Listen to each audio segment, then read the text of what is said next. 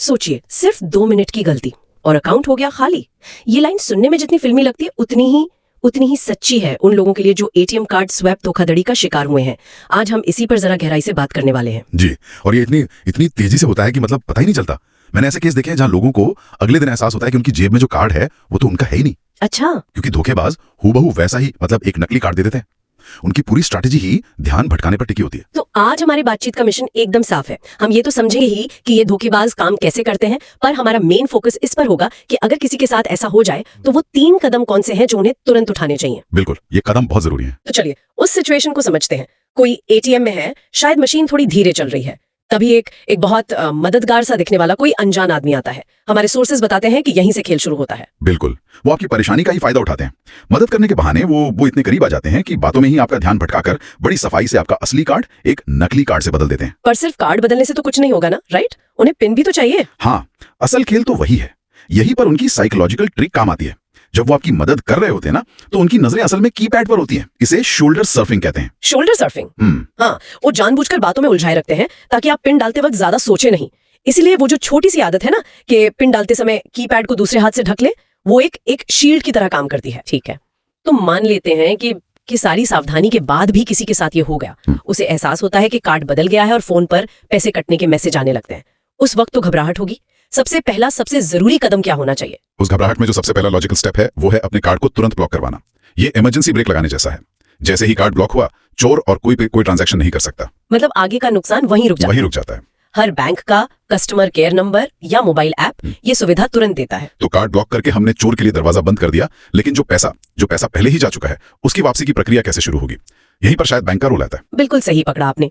दूसरा कदम है बैंक में एक फॉर्मल मतलब एक लिखित शिकायत दर्ज करना। सिर्फ फोन पर बता देना काफी नहीं है। ब्रांच जाकर या बैंक की ऑफिशियल ईमेल पर शिकायत करने से एक रिकॉर्ड बनता है। अच्छा, और ये डॉक्यूमेंट आपकी पैसे की वापसी की प्रक्रिया, जिसे चार्जबैक कहते हैं, उसके लिए बहुत जरूरी है। यानी पहला कदम नुकसान रोकने के लिए, दूसरा पैसे की वापसी शुरू करने के लिए। लेकिन ये तो एक क्राइम भी है, तो क्या कोई कानूनी कदम भी उठाना पड़ता है? अक्सर लोग शायद इसे छोड़ देते हैं। और यही सबसे बड़ी गलती होती है। तीसरा और सबसे जरूरी कदम है इसे साइबर क्राइम में रिपोर्ट करना। सरकार की नेशनल हेल्पलाइन है 1930, खास इसी के लिए। 1930, ओके जी, या फिर cybercrime.gov.in पर भी शिकायत कर सकते हैं। यह इसलिए जरूरी है क्योंकि यही एक तरीका है जिससे पुलिस उस पैसे के फ्लो को ट्रैक कर सकती है। हमारे सोर्सेज में एक बहुत जरूरी बात कही गई है कि रिपोर्टिंग की रफ्तार का पैसे की रिकवरी से सीधा संबंध है।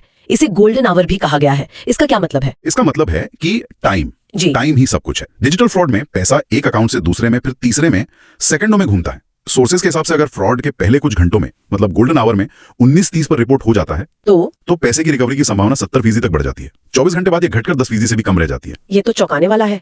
मतलब अगर किसी ने सोचा कि चलो सुबह बैंक जाके शिकायत करूंगा, तो शायद तब तक बहुत देर हो चुकी होगी। बिल्कुल, ये समय के खिलाफ एक दौड़ है। जितनी जल्दी आप सिस्टम को अलर्ट करेंगे उतनी ज्यादा संभावना है कि पैसा फ्रीज हो पाएगा। तो आज की इस पूरी बातचीत को अगर हम 2 सबसे जरूरी बचाव के तरीकों में समेटें तो वो क्या होंगे? देखिए, पहला तो ये कि एटीएम में किसी भी अनजान व्यक्ति से मदद लेने से साफ मना कर दें, चाहे वो कितना भी भरोसेमंद क्यों ना लगे। और दूसरा, जो हम बार बार कह रहे हैं, पिन डालते समय कीपैड को हमेशा अपने हाथ या पर्स से ढकें। ये 2 आदतें 90% से ज्यादा कार्ड स्वैप फ्रॉड को रोक सकती हैं। तो सार यही है, सतर्कता ही बचाव है। और अगर कुछ हो भी जाए तो घबराना नहीं है। 3 कदमों को याद रखना है। तुरंत कार्ड ब्लॉक करें, फिर बैंक में लिखित शिकायत, और सबसे जरूरी 1930 पर तुरंत रिपोर्ट करें। एकदम सही जानकारी और सही समय पर उठाया गया कदम, यही आपका सबसे बड़ा हथियार है। जाते जाते एक विचार सबके लिए छोड़ते हैं। आज हमने एटीएम धोखाधड़ी की बात की, जो एक तरह से ध्यान भटकाने की कला है। ये सोचना जरूरी है कि हमारी डिजिटल जिंदगी में और कहां, चाहे वो यूपीआई पेमेंट हो या ऑनलाइन शॉपिंग, हम इस तरह की ध्यान भटकाने वाली तरकीबों के लिए असुरक्षित हो सकते हैं।